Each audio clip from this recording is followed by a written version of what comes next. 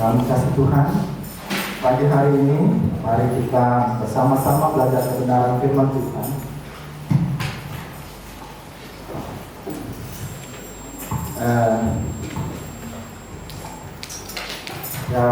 Yang saya kasih judul mengejar berkat terbaik, yang saya ambil dari Keluaran 33.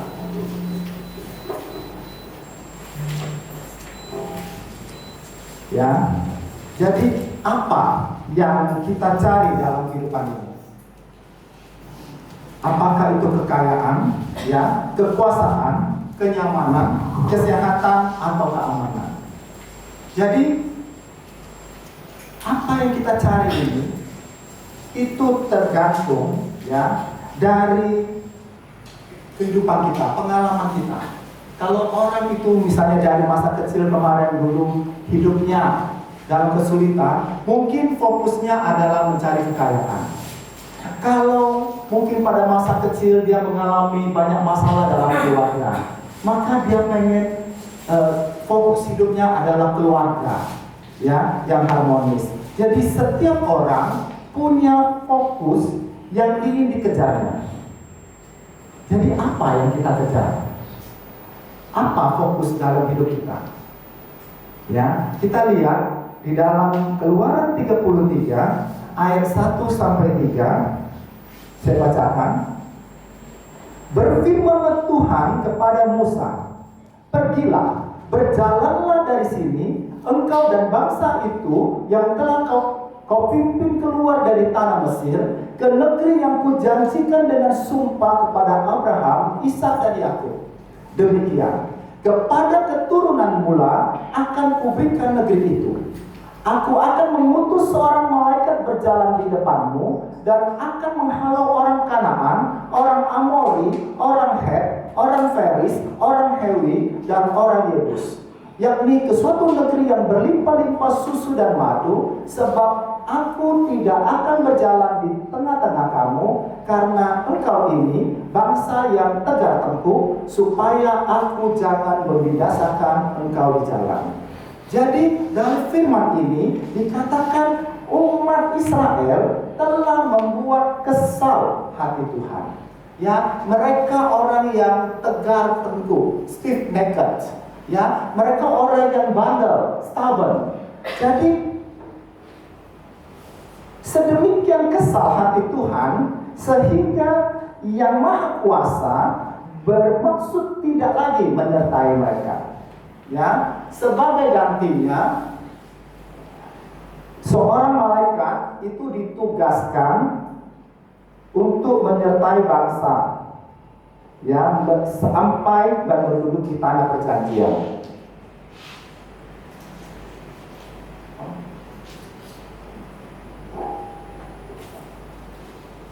Ya, jadi perhatikan,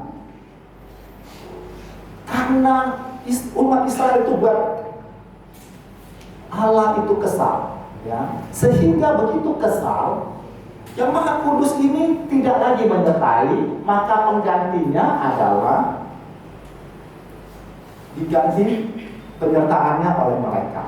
Nah, perhatikan di sini, walaupun Tuhan itu begitu kesal, ya, Tuhan lihat umat Israel itu begitu bandel, tetapi kesetiaan Tuhan tidak pernah berubah. Perhatikan bagaimanapun Allah tidak pernah berubah setia.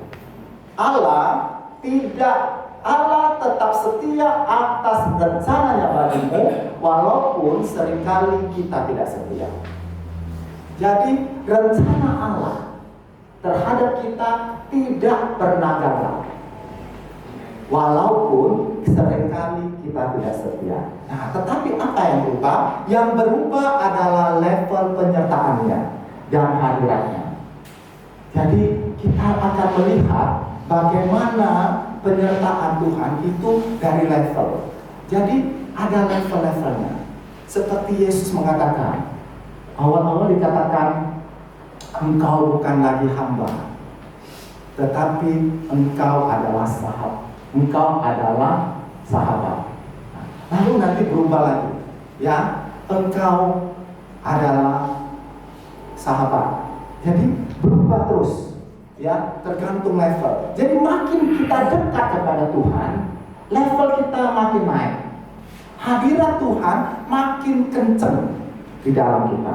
Kita lihat, ya, bukankah ini merupakan penawaran yang sangat baik, mengingat orang Israel sering membangkitkan murka Tuhan melalui ketidakpercayaan dan sifat keras kepala mereka. Bukankah mendapatkan penggenapan janji dan memiliki segala kemakmuran saja itu yang mereka inginkan? Ya, dan siapakah yang tidak bangga disertai, ya, dan dilindungi, dibela, dan dipimpin malaikat yang perkasa? Bukankah ini berkat yang mereka nantikan menuju pada kemenangan, kejayaan, dan kelimpahan? Jadi kalau kita melihat di sini, sebenarnya itu penawaran yang baik. Tuhan memberikan suatu penawaran dan sebenarnya itu bagus sekali. Tuhan tetap menyertai, ya. Nah, tetapi tidak demikian dengan Musa. Orang yang mengerti apa itu berkat terbaik. Jadi kita lihat di ayat 15 dan 16 dikatakan, berkatalah Musa kepadanya, jika engkau sendiri tidak membimbing kami, janganlah suruh kami berangkat dari sini. Dari mana gerangan akan diketahui bahwa aku telah mendapat kasih karunia di hadapanmu, yakni aku dengan umatmu ini? Bukankah karena engkau berjalan bersama-sama dengan kami, sehingga aku dengan umatmu ini dibedakan dari segala bangsa yang ada di muka bumi ini? Jadi Musa mengerti bahwa jika umat Israel setuju hanya dikawal oleh malaikat saja, apa bedanya dengan bangsa lain yang tidak mengenal Allah? Jika kita ke gereja hanya untuk mencari berkat, apa bedanya kita dengan orang-orang ke gunung kami untuk dapat rezeki? Apa bedanya? Nah, maka Musa mengatakan, apa bedanya kalau tidak ada hadirat Tuhan menyertai kami? Apa bedanya kami dengan bangsa-bangsa lain? Maka bagi Musa, yang membedakan umat Israel dan bangsa lain adalah kehadiran Allah membimbing sendiri umatnya. Fokus Musa bukan pada berkat Allah, tetapi terlebih pada hadiratnya dan hubungan yang erat antara Allah dan umatnya. Jadi yang membedakan kita dengan orang lain adalah pada relasi kita dengan Allah. Jadi apa yang membedakan kita dengan orang lain adalah karena kita memanggil Tuhan dengan sebutan Abba, Bapa. Relasi yang begitu dekat antara anak dan ayah, ya, begitu dekat. Jadi perhatikan, the key to having that abundant life is keeping Him in His rightful place in our priority and putting God first. Jadi kunci untuk mendapat hidup kelimpahan di dalam Tuhan adalah meletakkan Dia dalam posisi yang tepat dalam prioritas hidup kita dan meletakkan Dia terutama. Kemudian menurut Joyce Meyer dikatakan, my relationship with God is my number one focus. Jadi hubungan saya dengan Tuhan adalah fokus nomor satu. I know that if I take care of that, kalau saya sungguh-sungguh terhadap itu, maka God will take care of everything else. Maka Tuhan akan peduli semuanya.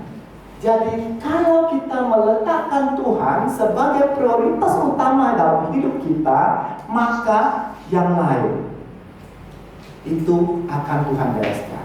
Tuhan katakan, carilah dahulu kerajaan Allah dan kebenarannya, maka yang lain akan ditambahkan kepadamu. Jadi perhatikan,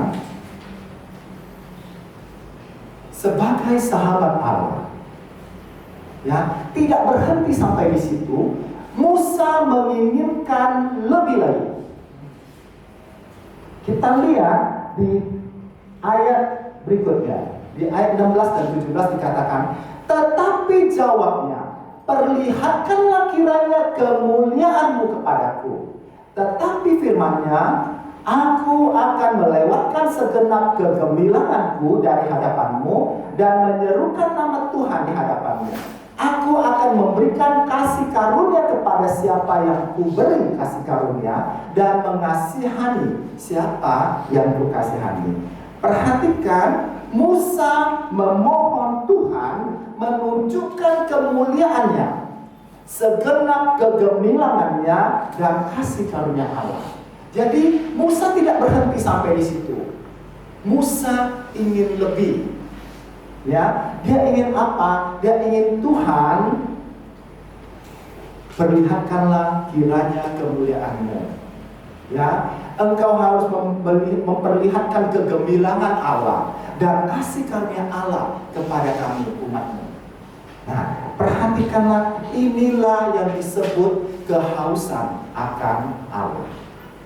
Ya, hunger for more of God. Jadi perhatikan, hunger for more of God, kehausan lebih lagi terhadap Tuhan, for more of an experience with God, adalah kita ingin punya pengalaman lebih terhadap Tuhan, is a mark of true revival, adalah tanda true revival, kebangkitan, kebangunan rohani yang sungguh-sungguh, and restorations of relationship, dan restorasi, pemulihan dari suatu hubungan. Jadi kalau kita haus dan lapar akan Allah, kita ingin lebih lagi seperti Musa, ini adalah tanda kebangkitan sesungguhnya, pemulihan sesungguhnya dari suatu relationship, dari hubungan Allah dengan kita. Berkat terbesar bukanlah karena kita meminta pemberian-pemberian dan menerimanya, tetapi karena kita terhubung dengan Dia dan Dia sendiri berkenan kepada kita. Berkenan memberikan kasih karunia-Nya dan menjalin hubungan dengan kita. Berkenan mengarahkan wajah-Nya kepada kita. Ya, berkenan tinggal dekat dan berjalan bersama kita, berkenan memiliki hubungan yang erat dan intim dalam perdamaian dengan kita, berkenan untuk menuntun dan memimpin langkah hidup kita sepanjang hari-hari kita di dunia ini. Ya, berkenan menyatakan isi hatinya dan kehendak dan rencana terbaiknya atas hidup kita. Inilah berkat di atas segala berkat. Jadi kalau berkat terbesar itu bukan saat kita minta Tuhan kasih, ya, bukan pada waktu Dia memberikan kasih berkenan, Dia harus memberikan kasih karunia, Dia harus mengarahkan wajah-Nya kepada kita. Itu sebenarnya berkat di atas segala berkat. Nah, Yesus memberikan satu perumpamaan dalam perumpamaan anak yang hilang. Perhatikan, si bungsu setelah dia mendapatkan harta, dia menghambur-hamburkan, ya, sampai satu titik tertentu dia mendapatkan kesadaran ilahi. Ya, dia katakan, di rumah Bapakku begitu banyak berlimpah makanan. Ya, jadi dia katakan, Bapa, aku sudah berdosa kepada Tuhan dan kepada Bapa. Aku tidak layak lagi jadi anak. Jadikan aku hamba. Dia baru tahu bahwa berkat berkat bukan semuanya, tidak segala-galanya. Ada yang lebih utama lagi. Itu adalah pemulihan hubungan antara anak dengan bapaknya. Jadi ada pemulihan. Maka pada waktu dia pulang, yang dia cari adalah apa? Dia cari pemulihan. Dia ingin dipulihkan, ya, dia ingin dekat. Nah, pada saat dia menyadari itu, pada saat dia menyadari bahwa ada yang lebih penting dari berkat, yaitu hubungan. Maka pada saat itu bapaknya mengatakan, ini anakku, ya, buat pesta. Mengapa? Karena pada saat itu kesadaran ilahi sudah sampai di situ. Sampai kapan? Kapan kita punya kesadaran itu? Sampai satu titik tertentu di mana Tuhan memberikan kesadaran itu, ya, bahwa kita butuh suatu hubungan yang erat dengan Tuhan. Saat kita mendapatkan Yesus, kita mendapatkan segalanya. Saat kita dipulihkan sebagai anak Allah, maka sebenarnya kita pewaris tata kerajaan Allah. Ini bukan berkat. Itulah yang membedakan kita dengan orang lain. Ya, orang mungkin beribadah tujuannya berkat, nggak salah. Tetapi fokus utama dari ibadah kita, dari pelayanan kita, dari apapun yang kita lakukan, sebenarnya adalah menyenangkan hati Bapa kita. Ya, apakah jadikan Tuhan yang pertama dan paling utama dalam hidupmu, maka kamu tidak akan pernah menjadi terakhir. Jadi saat kita meletakkan fokus utama kita, Tuhan di atas segala-galanya, maka kita tidak akan pernah yang terakhir.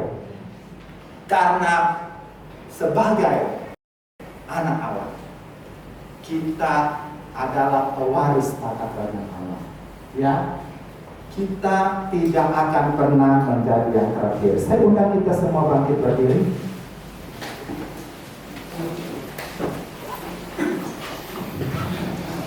Saat ini kita membacakan ayat kunci ini, Mazmur 73 ayat 25 dan 26. 1, 2, 3. Siapakah gerangan ada padaku di surga selain Engkau? Selain Engkau tidak ada yang kuingini di bumi. Sekalipun dagingku dan hatiku habis lenyap, gunung batuku dan bagianku tetaplah Allah selama-lamanya. Jadi di dunia ini tidak ada yang lebih berharga dari Yesus. Letakkan Yesus menjadi prioritas utama, maka kita tidak akan pernah khawatir lagi. Karena pada waktu kita meletakkan Dia di atas segala-galanya, Tuhan peduli akan hidup kita. Tuhan memberkati kita semua. Amin.